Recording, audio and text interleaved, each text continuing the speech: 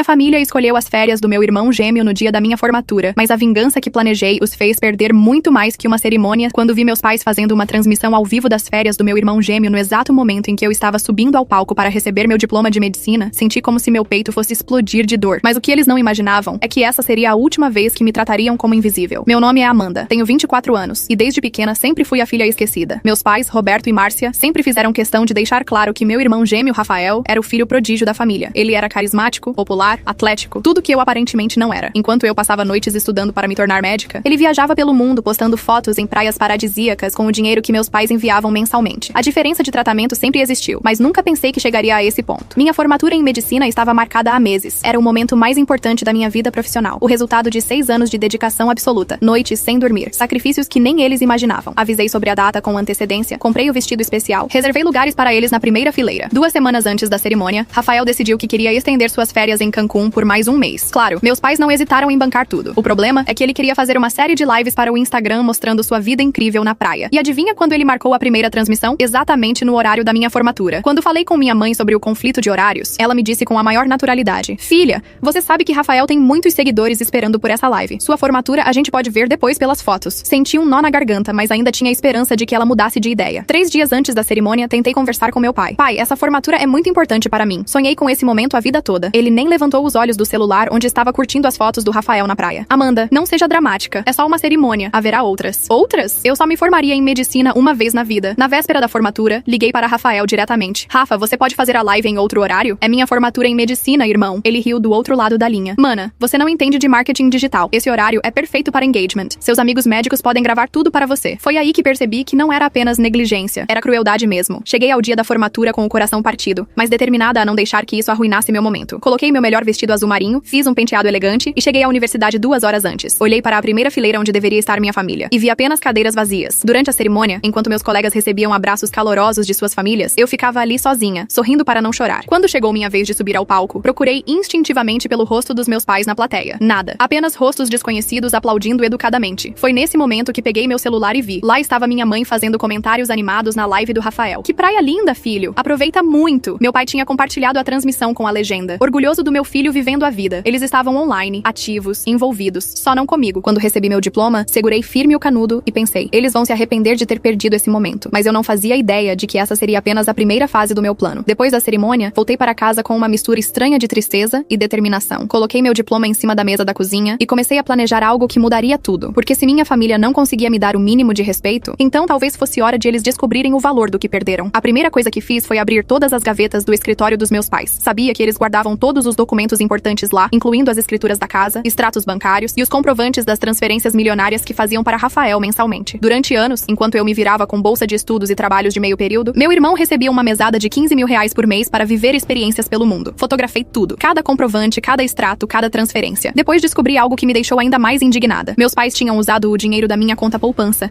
que a vovó tinha deixado para mim antes de morrer, para bancar a última viagem do Rafael para Dubai. 40 mil reais que eram meus por direito.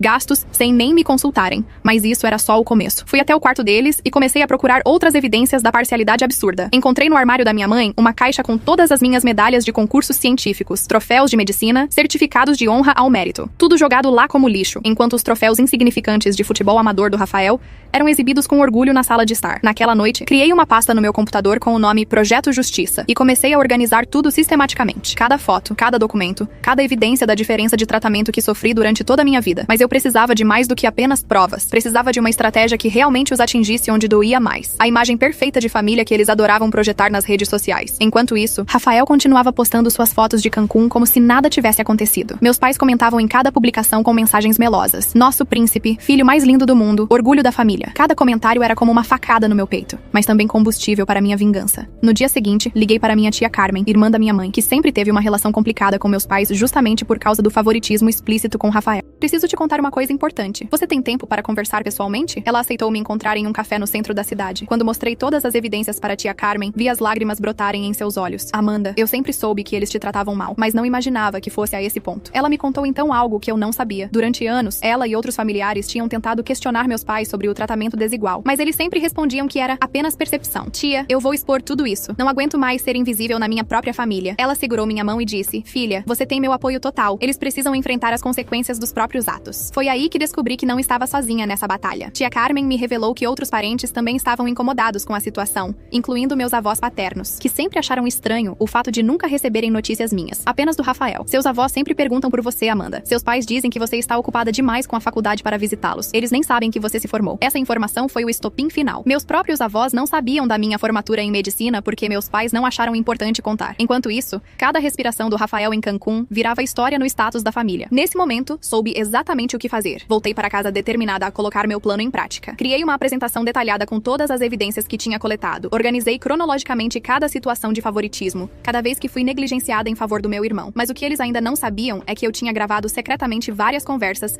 onde eles deixavam bem claro que me consideravam inferior ao Rafael. Nos próximos 2 dias, trabalhei como uma detetive montando meu caso. Imprimi todos os comprovantes, organizei as fotos em ordem cronológica, criei uma linha do tempo detalhada de cada situação. Então, chegou a hora de dar o primeiro golpe. Na manhã de sábado, exatamente uma semana depois da minha formatura que eles perderam, coloquei meu plano em ação. Criei um grupo de WhatsApp chamado Verdades da Família e adicionei todos os parentes, tios, primos, avós, padrinhos, até aqueles parentes mais distantes que só apareciam no Natal. Ao todo, eram 47 pessoas que receberam simultaneamente o que eu chamei de o dossiê Amanda. A primeira mensagem foi simples. Oi, pessoal, sou Amanda, a filha esquecida da família. Vocês sabiam que me formei em medicina semana passada? Não? Pois é, meus pais também não acharam importante compartilhar. Mas já que estamos falando de coisas que não são compartilhadas, que tal conhecerem alguns fatos interessantes sobre como essa família realmente funciona? Em seguida, comecei a enviar as evidências uma por uma. Primeiro, os comprovantes das transferências mensais de R$15 mil para Rafael, acompanhados da minha carteira universitária mostrando que eu estudava com bolsa integral. Depois, as fotos dos R$40 mil da minha herança que foram usados para bancar Dubai sem meu conhecimento. O grupo explodiu. Em 15 minutos, já tinha mais de 100 mensagens. Minha tia Carmen foi a primeira a reagir. R$40 mil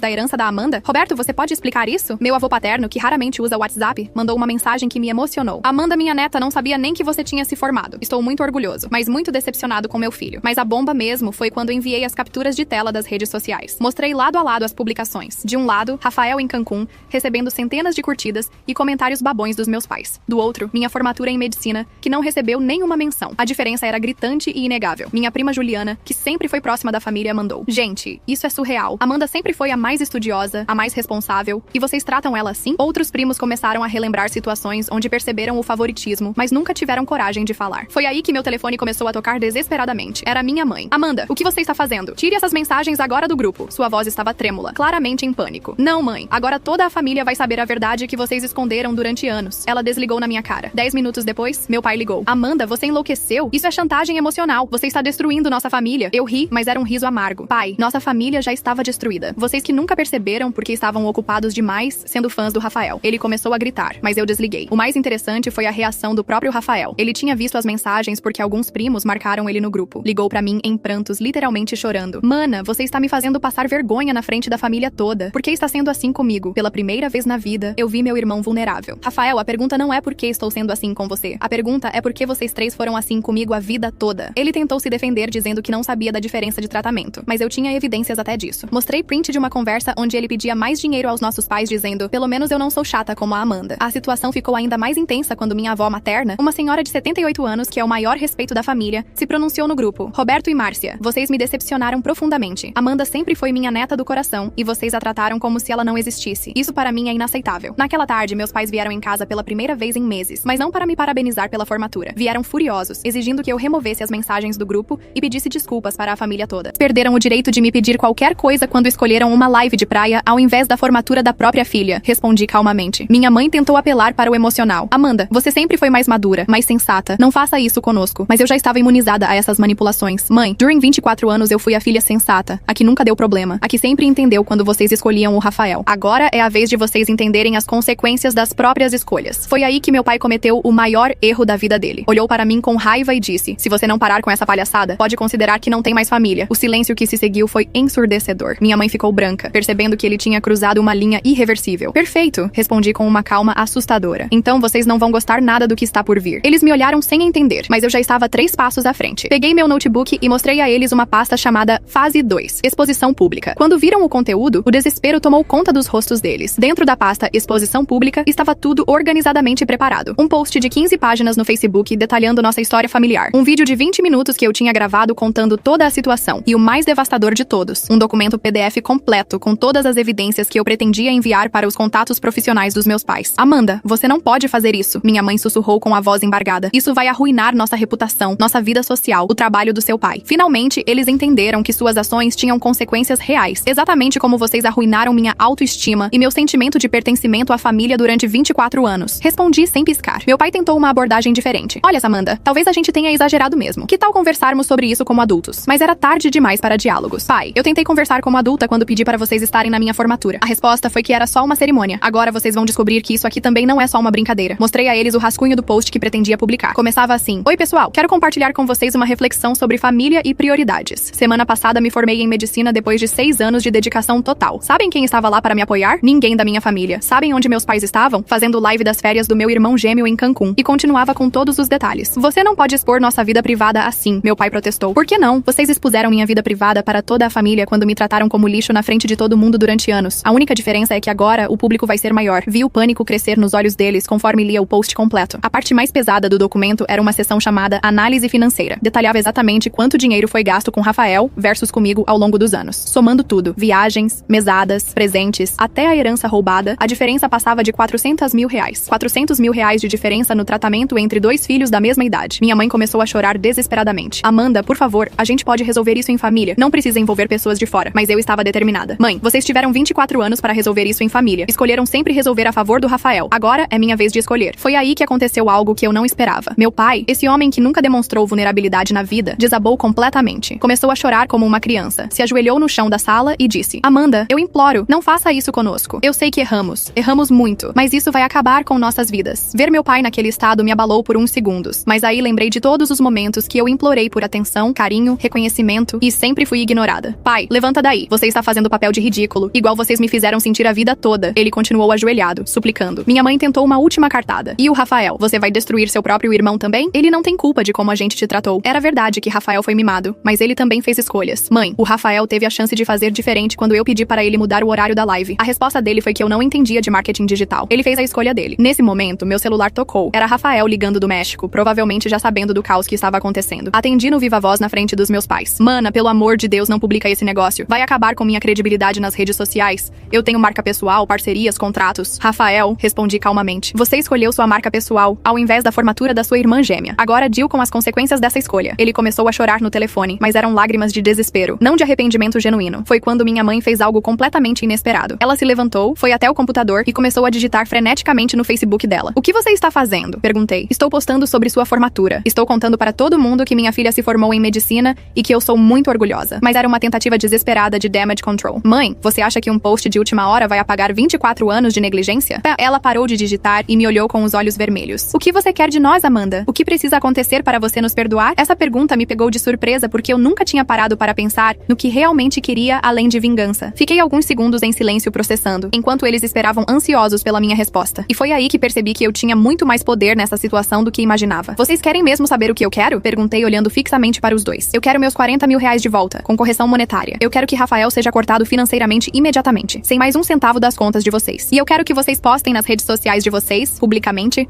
um pedido de desculpas admitindo como me trataram mal durante anos. Meus pais se olharam em pânico. Cortar Rafael financeiramente significava que ele teria que voltar correndo do México e arrumar um trabalho de verdade pela primeira vez na vida. O pedido de desculpas público significava admitir para toda a rede social deles o favoritismo que sempre negaram. Amanda, isso é impossível, meu pai murmurou. O Rafael não sabe nem como viver sem nosso apoio. Ele nunca trabalhou, não tem experiência em nada. Foi aí que eu sorri pela primeira vez naquela conversa. Exato. Talvez seja a hora dele aprender, né? Eu aprendi a me virar sozinha aos 18 anos. Ele pode aprender aos 24. Minha mãe tentou negociar. E se a gente devolver seu dinheiro, mas não postar o pedido de desculpas público? Isso vai ser humilhante demais. Balancei a cabeça. Mãe, vocês me humilharam publicamente durante anos. Toda reunião de família onde eu era ignorada. Toda comemoração onde só o Rafael era exaltado. Agora é a vez de vocês sentirem como é. O prazo que dei foi simples. Vocês têm 48 horas para fazer as 3 coisas. Se não fizerem, eu publico tudo. E ainda processo vocês pela apropriação indébita da minha herança. E tenho certeza de que a história de uma uma médica recém-formada sendo roubada pelos próprios pais vai viralizar bem rapidinho. Nos 2 dias seguintes, foi interessante observar o desespero deles. Meu pai ligou para Rafael explicando que não poderia mais bancar seus gastos. A conversa foi épica. Consegui ouvir o Rafael berrando do outro lado da linha. Como assim vocês vão me deixar na mão? Eu tenho compromissos aqui. Meu pai, pela primeira vez, teve que ser firme com o filho mimado. Rafael, ou você volta pra casa e arruma um trabalho, ou você se vira aí sozinho. Rafael teve um ataque de pânico literal. Ligou para mim chorando. Amanda, você não pode fazer isso comigo. Eu não sei nem como procurar emprego. Nunca precisei trabalhar na vida. Era patético e ao mesmo tempo revelador. Meu irmão gêmeo, da mesma idade que eu,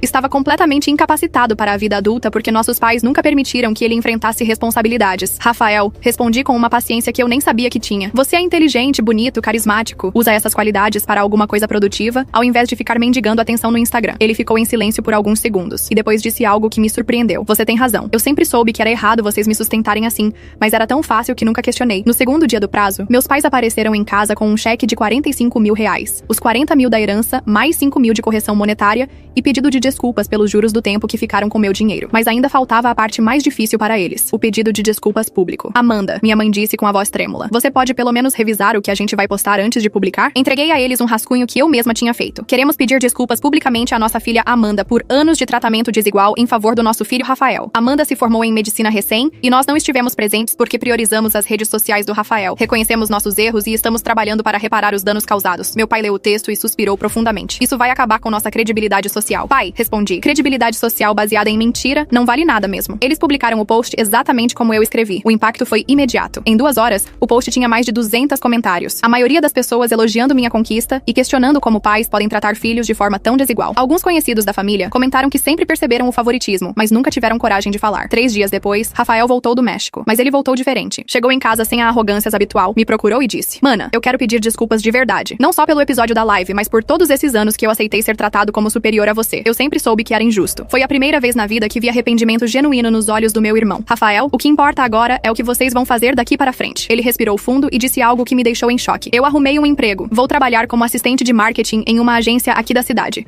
O salário é baixo, mas é um começo. A transformação na dinâmica familiar foi radical. De repente, eu era consultada sobre decisões importantes. Minha opinião passou a ter peso. Meus pais começaram a compartilhar minhas conquistas profissionais nas redes sociais com o mesmo entusiasmo que antes era exclusivo do Rafael. Mas a maior surpresa ainda estava por vir. 6 meses depois de toda essa situação, recebi uma ligação que mudou completamente minha perspectiva sobre tudo que tinha acontecido. Era de uma mulher chamada Beatriz, que se apresentou como coordenadora de uma ONG que trabalha com jovens em situação de vulnerabilidade. Amanda, vi a história da sua família nas redes sociais na época e queria conversar com você sobre uma proposta. Ela me contou que a ONG precisava de voluntários médicos para um projeto social e que minha história de superação tinha chamado a atenção dela. Você seria perfeita para inspirar jovens que também enfrentam rejeição familiar. O que mais me impressionou foi descobrir que Rafael também tinha entrado em contato com a ONG. Ele queria usar suas habilidades com redes sociais para ajudar a divulgar o trabalho deles, gratuitamente. Seu irmão disse que queria fazer algo que realmente tivesse significado. Beatriz explicou. Disse que passou anos desperdiçando seu talento com futilidades. Quando nos encontramos na ONG, Rafael estava completamente diferente do irmão mimado que eu conhecia. Estava mais magro, com olheiras de cansaço do trabalho, mas havia uma luz nos olhos dele que eu nunca tinha visto. Mana, sabe qual foi o melhor dia da minha vida? Quando recebi meu primeiro salário. Nunca senti tanto orgulho de mim mesmo. Trabalhando juntos na ONG, redescobri meu irmão. Ele era engraçado, criativo, empático com os jovens que atendíamos. A arrogância tinha desaparecido completamente. Amanda, eu quero te agradecer por ter me forçado a crescer. Eu estava me tornando uma pessoa horrível e nem percebia. Nossos pais também mudaram drasticamente. Meu pai, que sempre foi workaholic, começou a perguntar sobre meu dia, meus pacientes, meus planos. Minha mãe passou a valorizar nossas conquistas reais ao invés de aparências. Eles começaram a frequentar os eventos da ONG para nos apoiar. O mais tocante foi quando, no Dia dos Médicos, recebi uma homenagem no trabalho. Olhei para a plateia e lá estavam eles, meus pais na primeira fileira, aplaudindo de pé, com os olhos cheios de lágrimas de orgulho. Rafael estava filmando tudo, não para postar nas redes, mas para guardar como memória da família. Depois da cerimônia, minha mãe me abraçou e disse: Amanda, me perdoa por ter perdido sua formatura. Nunca mais vou perder um momento importante da sua vida. Meu pai, segurando firme minha mão, completou: Filha, você nos ensinou o verdadeiro significado de família. Obrigado por não ter desistido da gente. A verdade é que minha vingança inicial tinha um objetivo: fazer eles sofrerem como eu sofri. Mas o resultado foi muito além disso. Forçou nossa família a enfrentar verdades desconfortáveis e, no processo, todos nós nos tornamos pessoas melhores. Rafael descobriu seu potencial real quando parou de ser sustentado. Meus pais aprenderam que amor não é fazer tudo pelos filhos, mas apoiá-los em suas jornadas. E eu aprendi que às vezes é preciso quebrar algo completamente para poder reconstruir da forma certa. Hoje, 2 anos depois, temos uma tradição familiar nova. Todo mês nos reunimos para jantar e cada um conta uma conquista pessoal da qual se orgulha. São sempre conquistas reais. Um paciente que salvei, um projeto que Rafael desenvolveu no trabalho, uma meta que meus pais alcançaram. Nada de likes ou visualizações, só vida real. Na última reunião, Rafael fez um anúncio anúncio que me emocionou. Pessoal, fui promovido a coordenador de marketing da agência. E sabe o que mais me orgulha? Consegui isso com meu próprio mérito, sem nenhum favor ou pistolão. Meus pais aplaudiram, mas não mais porque ele era o príncipe da família. Aplaudiram porque ele tinha se tornado um homem trabalhador e íntegro. No final das contas, aquela live de Cancún, que eles preferiram à minha formatura, se tornou o momento que salvou nossa família. Porque me forçou a tomar uma atitude que, embora dolorosa, foi necessária para que todos nós crescêssemos. Hoje, olho para trás sem nenhum arrependimento. Aquela formatura onde estive sozinha foi, na verdade, o momento em que finalmente me libertei de anos de invisibilidade. Às vezes é preciso perder tudo para descobrir o quanto já se tem. E quanto aqueles que nos rejeitaram precisam aprender a nos valorizar. Espero que minha história inspire alguém que esteja passando por situação parecida na família. Às vezes, confrontar a verdade dói, mas é o único caminho para uma mudança real. Não aceitem ser tratados como invisíveis na própria família. Vocês merecem amor, respeito e reconhecimento.